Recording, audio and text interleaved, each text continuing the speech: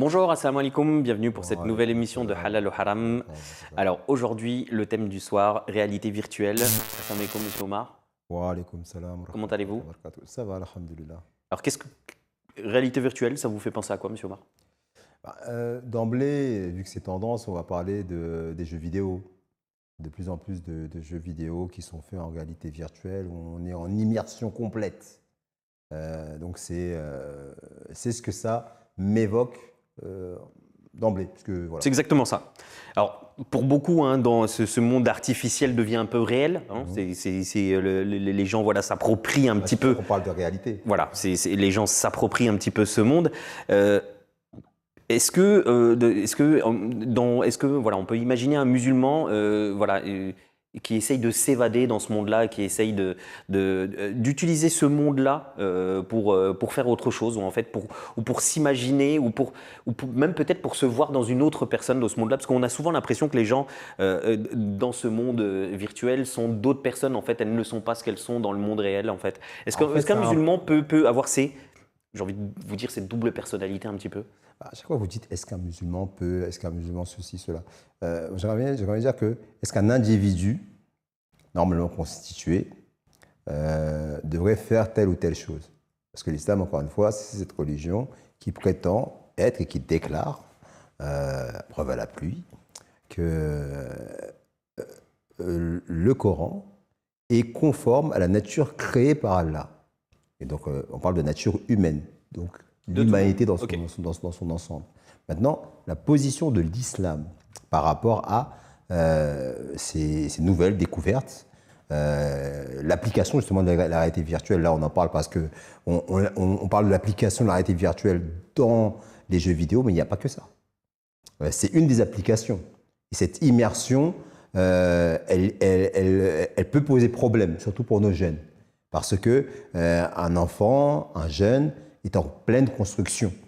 Et le fait de le mettre dans une réalité virtuelle, eh bien, ça a aussi cette tendance, ça a aussi ce risque de lui faire ne plus discerner le vrai du faux, le réel du virtuel.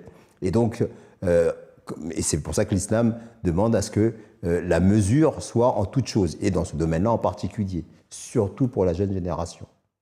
Et on dit cela, on ne peut pas condamner justement la réalité virtuelle parce qu'elle a des applications énormément bénéfiques pour l'humanité, ne serait-ce que dans la médecine, où avec la réalité virtuelle, les médecins… Les opérations à distance. Voilà, exactement. Ou les opérations, il y a des simulations qui sont faites d'abord en réalité virtuelle, qui sont testées en réalité virtuelle et qui ensuite sont reproduites dans la réalité. Donc c'est un formidable outil pour justement parfaire en fait la science médicale, minimiser les risques. Donc là-dessus, c'est une application extraordinaire, formidable.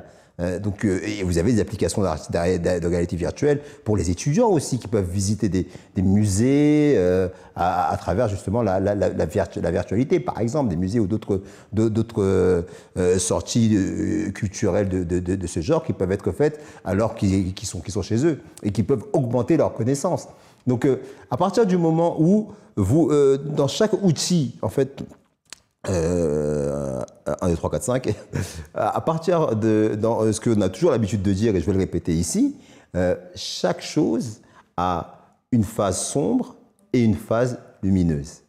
Et le croyant, lui, l'individu normalement constitué, l'individu qui comprend qu'il est un être humain, qu'il est là pour socialiser avec ses semblables, eh bien, va toujours s'efforcer de voir le côté lumineux de toute invention, de tout progrès qui explose. Parce que par la grâce de Dieu, on a énormément de choses qui sont en train de se développer. Et là, on parle de la réalité virtuelle et quelques applications qui permettent justement d'aller dans le sens du développement de la société. Eh bien, c'est sur ça qu'il faut insister.